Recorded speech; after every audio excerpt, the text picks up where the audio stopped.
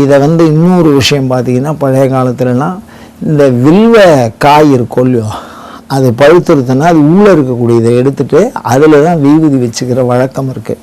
பெரும்பாலும் பார்த்திங்கன்னா கோயில்களில் தான் அந்த மாதிரி ஒரு பித்தளையிலையோ பிற உலோகங்களில் பிறை மாதிரி பண்ணியிருப்பான்.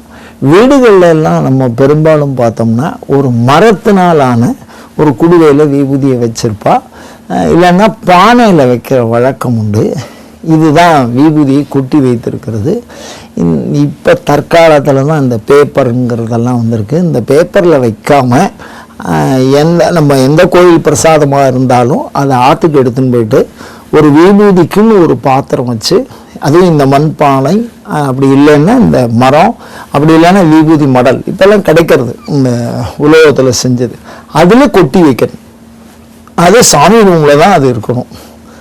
அதுக்கு முன்னாடி ஒரு கண்ணாடி இருந்தால் அந்த தோஷம் நிவர்த்தி. அந்த விபூதி மடலுக்கு முன்னாடி ஒரு கண்ணாடி இருக்கணும்.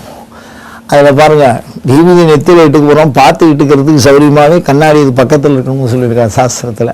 ஆத்ம தரிசனம்னு அர்த்தம், தன்னைத்தான் பார்த்து கொள்ளுவது அப்படின்னு அர்த்தம். அப்போது ஒரு விபூதி மடலுக்குள்ளே என்னென்ன ரகசியம் இருக்கு பாருங்கள். இரவாமையை தரக்கூடியது என்பது பொருள், இறைவனின் அன்பை வெளிப்படுத்தி அதை நாம் பெற்றுக்கொள்வது என்பது பொருள், அருட்செல்வம் என்பது பொருள், பொருட்செல்வம் என்பது பொருள். விபூதி மடலுக்குள்ளே இவ்வளோ பெரிய ரகசியத்தை தமிழர்கள் வைத்திருக்கிறார்கள்.